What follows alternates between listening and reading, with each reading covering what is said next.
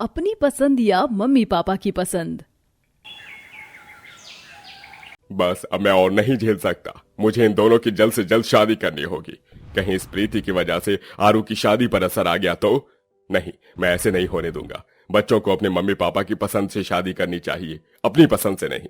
निर्मला, कल ही लड़का देख लेना। जी देखना ही पड़ेगा अब तो।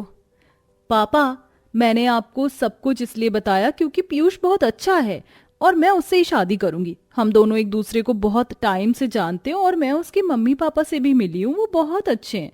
आप खुद एक बार उनसे मिल लीजिए, आपको संतुष्टि हो जाएगी। बस कर प्रीति, हमने तुझे जितनी छूट देनी थी दे दी, अब और नहीं। माँ, आप लोग एक बार उसकी बात तो सुन लीजिए, वो क्या कहना चाहती है। क्या पता सच में ही उसकी पसंद का लड़का अच्छा हो। तू चुप रहे आरू, तुझे कुछ भी नहीं आता।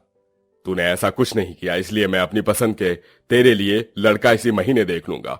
और तू इसकी वकालत मत कर। आजकल के बच्चे 7 जन्म का रिश्ता समझ नहीं पाते। मम्मी पापा, मैं आपकी बातों को गलत नहीं ठहरा रही हूँ, पर एटलीस्ट मुझे एक मौका तो दीजिए। एक बार पीयूष से मिल लीजिए, उसकी फैमिली से मिल लीजिए। आपको ऐसा लगेगा ही नहीं कि वो गलत है, और मैं उससे प्यार भी बहुत करती हूँ। निर्मला, देख रही हो अपनी लड़की को? आरू से छोटी है और कैसे मुझसे बोले जा रही है। मुझे अब उसकी कोई बात नहीं करनी। मम्मी पापा बस भी कीजिए। प्रीति दीदी पर इस तरह मत चिल्लाइए। एक बार उस लड़के को परखने में क्या है। अरे तो चुप कर। जब देखो अपनी दोनों बहनों की वकालत करने बीच में आ जाता है। छोटा है, छोटा रहे। आप दोनों को मेरी बात नहीं सुननी है ना, ठीक है, लेकिन मैं भी वही करूंगी जो मुझे सही लगता है। और मैं जानती हूँ कि पीयूष जिंदगी भर मुझसे प्यार करेगा, मेरी इज्जत करेगा। अगर आपने मुझे मजबूर किया तो मैं भाग भी जाऊंगी।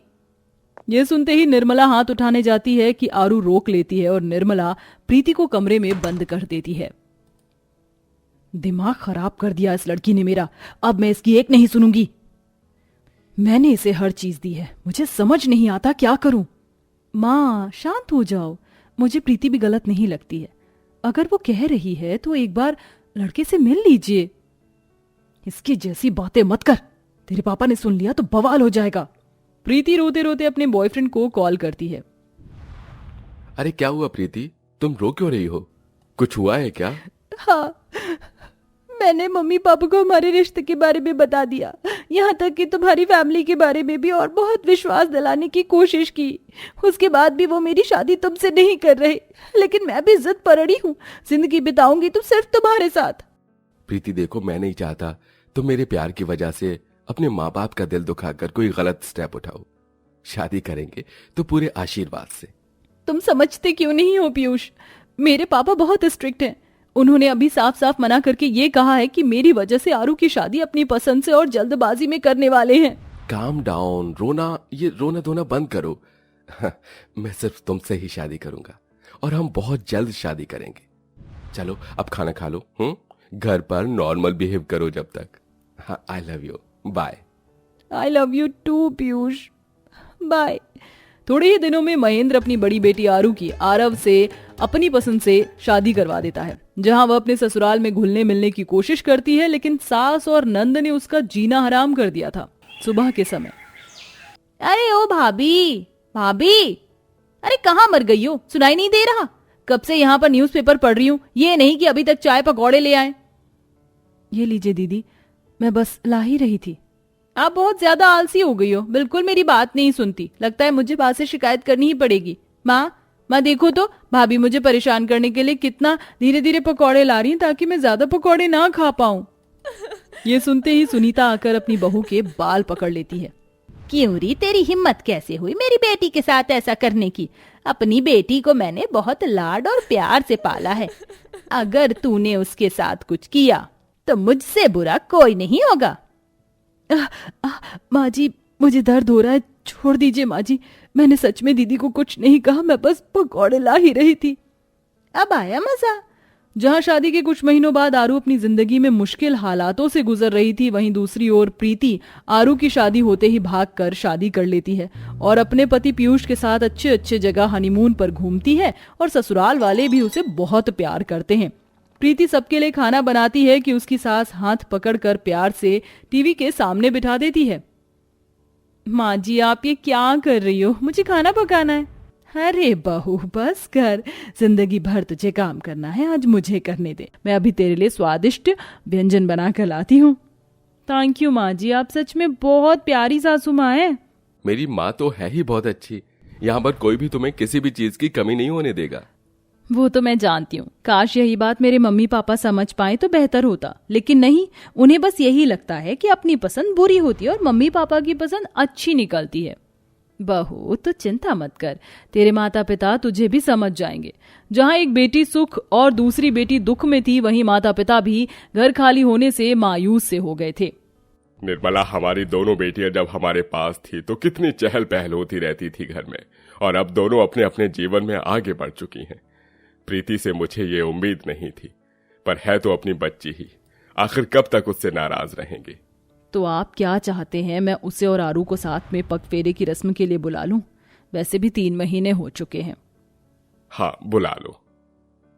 ये हम मेरी दोनों बहनें मुझसे मिलने आएंगी, मुझे तो रहा नहीं जा रहा, बस जल्दी से आ जाएं। बस फिर निर्मला अपने बेटे के साथ पहले आरू को घर ले आती है और फिर प्रीति को घर ले आती है। दोनों बहनें एक दूसरे से मिलकर बहुत खुश थीं। आरू दी, तू कैसी है? मैं बढ़िया हूँ, तू बता। मैं तो बहुत खुश हूँ, पीयूष मुझे बहुत प्यार करता है, सासू माँ मेरा इतना ख्याल रखती है, मुझे खाना बनाने भी नहीं देती। और तुम्हारे सास और नंद कैसे? दी, तू मायूस लग रही है, बता मुझे क्या हुआ? आरू बेटी, तू परेशान है, क्या क्या हुआ?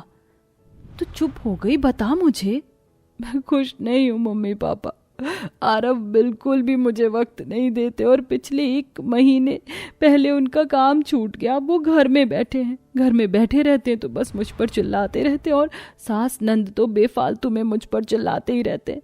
हर काम करने के बाद भी उन्होंने मुझे सुनाया और ये मेरे हाथ पर निशान देखिए, जला भी दिया। मैं आपकी पसंद से शादी करके बिल्कुल खुश नहीं हूँ मम्मी पापा। मुझसे अच्छी तो प्रीति है, कम से कम उसने अपना जीवन साथी खुद चुना। आपको भरोसा दिलाना चाहा, लेकिन आपने उसकी एक नहीं सुनी। और देखे, उसके तो ससुराल वाले भी बहुत अच्छे हैं, पति भी अच्छा कमाता है, मेरे हिस्से में कुछ अच्छा नहीं आया। वो तेरे साथ ऐसा कैसे कर सकते हैं? मैं अभी उनसे बात करता हूँ।